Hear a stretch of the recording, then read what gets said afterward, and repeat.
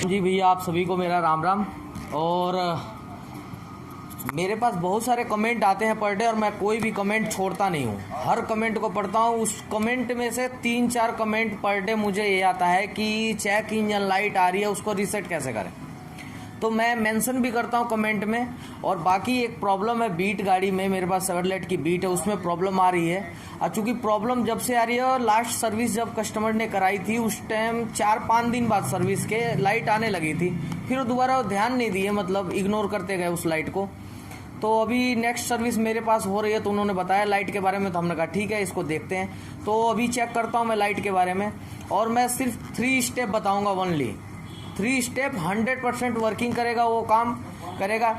यदि उस 3 स्टेप से हो जाता है तो ठीक है, कोई दिक्कत नहीं। यदि नहीं होता ना तो मैं एंड में 2 स्टेप और बताऊंगा, जिससे मतलब आप इजीली कर सकते हो और काम। तो बाकी मैं तो ज़्यादातर करके 3 स्टेप में ही लाइट चली जाती है। और जो नहीं जाती है, यदि हमारी गाड़ी की चली जाएगी, आपकी गाड़ी की नहीं जाएगी ना, तो 2 स्टेप में एंड में और बता दूंगा आपको, जिससे वो हर हाल में जाना ही जाना है। तो आइए शुरू करते हैं। वो शेवरलेट की बीट है, सॉरी मैं आईवीओ कह रहा था। इसमें माल फंक्शन की लाइट आ रही है। तो सबसे पहले हम इग्निशन ऑन करते हैं, ये ऑन कर दिए। अब ये आके चली जाती है, देखो जाके फिर आ जाती है।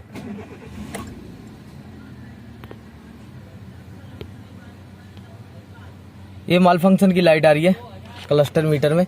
गाड़ी में कोई प्रॉब्लम नहीं है, बढ़िया एसी वैसी सब बढ़िया काम कर रहा, पिकअप अच्छा है, सब चीज़ ओके है, रेस भी बेहतरीन है। लेकिन ये लाइट आ रही है चेक इंजन लाइट, तो हम मैन्युअली इसको रीसेट करेंगे। सबसे पहले ये टेस्ट करेंगे आखिर ये लाइट आ क्यों रही है, ये लाइट आती क्यों है। यदि ईसीयू को कोई भी सेंसर का सिग्नल नहीं मिलेगा ना, तो ये चेक इंजन लाइट ये वाली ये आ जाएगी, जल जाएगी। तो अभी गाड़ी के अंदर कोई प्रॉब्लम नहीं है, मुझे नहीं लग रहा कोई सेंसर इसका खराब है, मेन सेंसर। तो चेक कर लेते हैं, किसी सेंसर का तार टूट रहा हो तो भी ये माल फंक्शन की लाइट आ जाती है। कोई सेंसर का कपलर निकला हो तो आ जाती है, कोई सेंसर काम नहीं कर रहा हो तो आ जाती है। तो गाड़ी में कोई प्रॉब्लम नहीं है, इसलिए मेन सेंसर तो सारे काम कर रहे हैं बढ़िया। बाकी मैं चेक कर लेता हूँ मैनुअली, और इसको रीसेट करने का तरीका भी बताता हूँ कि इसको रीसेट कैसे करें। देखो रेस बढ़िया ले रही है। अब मैंने दोबारा से स्टार्ट कर रहा हूँ, ये देखो। तो ये चीज़ें मैनुअली चेक करते हैं। सबसे पहले चलते हैं इसके इंजन कंपार्टमेंट में, वहाँ चेक करते हैं कि कौन सा सेंसर काम नहीं कर रहा है, क्योंकि मेन सेंसर कोई भी ऐसा नहीं है कि जो काम ना कर रहा हो। गाड़ी फर्स्ट क्लास है, कोई दिक्कत नहीं है गाड़ी के अंदर। तो सबसे पहले इसको देखते हैं, ये चेक इंजन लाइट इससे आता है, इसके तार वायरिंग बिल्कुल ओके है, इसके कोई दिक्कत नहीं है इसमें। ये हो गया अपना, ये कपलर भी बढ़िया लग रहा है, इंजेक्टर का भी तार सारे ठीक है, क्योंकि गाड़ी के अंदर मिसिंग नहीं है बिल्कुल ही। ये कपलर बिल्कुल ओके है। कपलरों का तार देखना होगा कि कोई तार तो ना टूट रहा है, इसका भी ओके है बिल्कुल। एक ये है ISC वॉल, इसका भी कपलर लग रहा है ठीक है। नीचे ये सब भी ओके है। ये एक ये कपलर उतर रहा है, हो सकता है इसके उतरने से ही लाइट की प्रॉब्लम आ रही हो। तो इसका कपलर है किधर,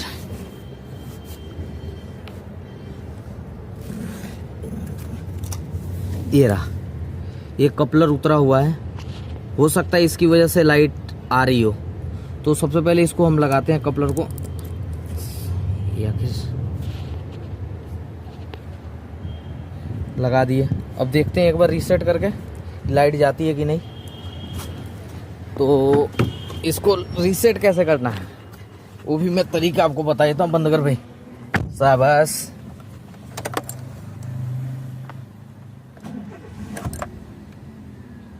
अभी भी लाइट आ रही है। तो इसको रीसेट करने के लिए क्या करते हैं, सबसे पहले चाबी को ऑफ करो, बाहर निकालो। यहाँ आप देखो, सबसे पहले ये चाबी को एक बार लगाओ, ठीक। इसको एक बार ऑन करो, ऑन कर दिए। इसके बाद 4 सेकंड बाद 5 सेकंड बाद ऑफ कर दो, फिर इसे ऑन करो, फिर 5 सेकंड बाद से इसको ऑफ कर दो। फिर एक बार ऑन करो, फिर इसे ऑफ करके चाबी बाहर निकाल लो, फिर एक बार ऑन करके ऑन कर दिए। अब स्टार्ट करते हैं। अभी भी नहीं जा रही है, तो अब क्या करेंगे, इसको जल्दी जल्दी स्टार्ट करेंगे 4-5 बार।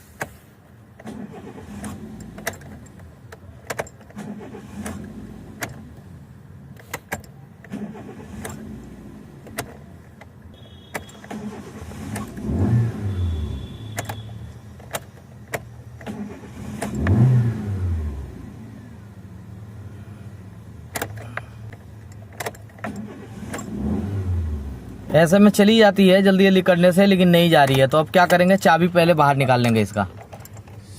सबसे पहले इसकी चाबी ये बाहर निकाल लेंगे चाबी, ठीक है। चाबी को रखो जेब में। अब इसका निगेटिव पॉइंट जो है ना, कम से कम 15 मिनट के लिए निकाल के रखना पड़ेगा। ये जो है निगेटिव पॉइंट जो है ना इसके, ये 15-20 मिनट के लिए निकाल के रखना होगा।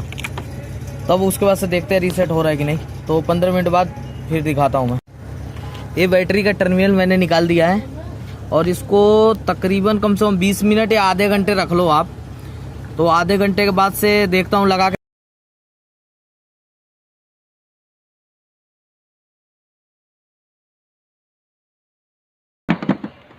ठीक है, अब अंदर इसको स्टार्ट करते हैं गाड़ी को और देखते हैं, चेक करते हैं क्या कंडीशन है। हो रहा, इग्निशन ऑन कर दिया।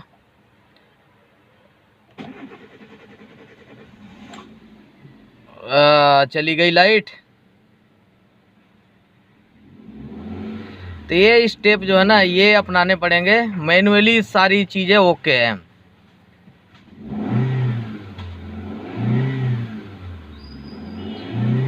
ठीक है जी। ये बेल्ट का आ रहा है तो मैं बेल्ट भी लगा देता हूँ।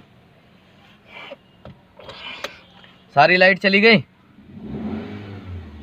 तो ये है मैनुअली आप ऐसे रीसेट कर सकते हैं, जैसे मैंने 2-3 स्टेप बताए हैं। और भैया अभी तक मेरे चैनल को जिस भैया ने सब्सक्राइब नहीं किया तो प्लीज़ सब्सक्राइब कर लीजिए।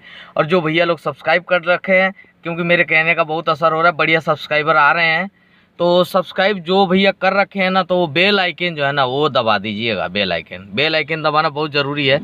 ये देखो गाड़ी में कोई प्रॉब्लम नहीं है। यदि कोई गाड़ी में प्रॉब्लम रहती है ना तो समझ में आता है कि गाड़ी में प्रॉब्लम है, पर गाड़ी में के अंदर कोई प्रॉब्लम नहीं था। एक्सीलेटर बढ़िया थी। और थोड़ा स्टार्टिंग लेट है, तो मैं स्टार्टिंग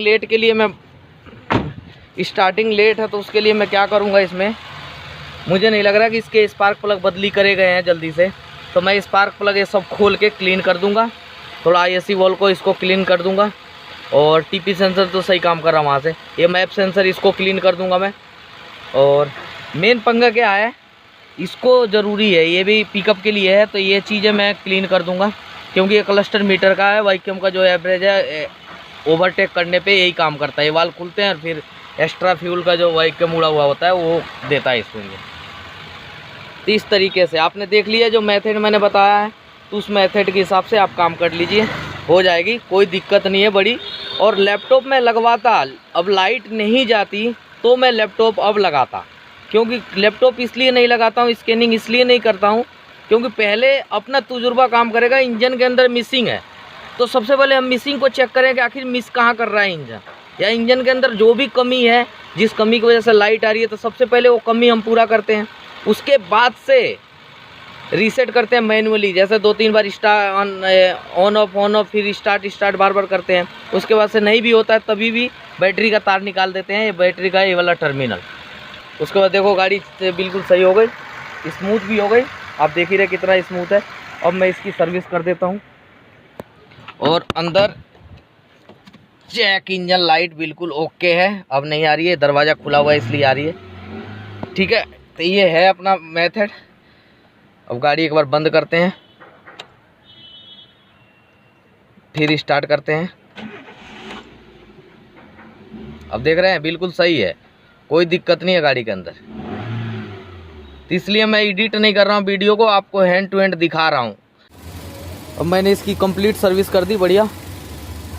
और ये मैप सेंसर मैंने क्लीन कर दिया, ISC वॉल मैंने क्लीन कर दिया, ये सब क्लीन कर लिया।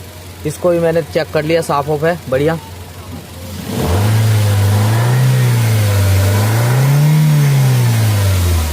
देख रहे हैं, बेहतरीन हो गई, स्मूथ हो गई, कोई दिक्कत नहीं है गाड़ी में। और लाइट में दिखा देता हूँ, काफ़ी मैंने इसे रखा भी, बिल्कुल देख रहे हैं लाइट बिल्कुल ओके। रेस दूं जरा, काफ़ी चलाया फिर आया मैंने, बिल्कुल बढ़िया है, कोई दोबारा लाइट आई नहीं। और गाड़ी इस टाइम बिल्कुल फर्स्ट क्लास है। तो बस यही था, कोई गाड़ी में दिक्कत रहती है तो फिर लाइट नहीं जाती है, लेकिन गाड़ी में कोई प्रॉब्लम था नहीं, वही कपलर निकला हुआ था, इसकी वजह से एरर आ गया था और काफ़ी बाद में गया है एरर। तो इसलिए आप लोग भी कर सकते हैं। मैंने काफ़ी इसे चलाया है, 10-15 किलोमीटर के करीब में चलाया है, ड्राइव रह लिया, बिल्कुल चेक इंजन लाइट बिल्कुल नहीं आ रही है। तो भैया हमारी आपने देखा कैसे लाइट चली गई थी, रीसेट हो गया। तो ये 3 स्टेप थे। और यदि आपकी कार में यदि लाइट नहीं जाती है तो आपको क्या करना है, सबसे पहले चाबी ऑन बंद कर दो आप, और बैटरी का निगेटिव टर्मिनल तो आपको निकालना ही है, उसके साथ में ईसीएम का कपलर भी अलग कर देना है। और आधे घंटे बाद से आप दोबारा से ईसीएम का पहले कपलर लगाओ, फिर बैटरी का टर्मिनल लगाओ निगेटिव पॉइंट, उसके बाद से 3-4 बार ऑन ऑफ करो और फिर स्टार्ट करो। लाइट 100% चली जाती है लाइट, हमने तो मतलब कभी दिक्कत नहीं हुई। अरे लाइट कब जाती है, जब आपकी गाड़ी में कोई प्रॉब्लम नहीं रहता है, किसी कपलर की वजह से लाइट आती है तो लाइट चली जाएगी।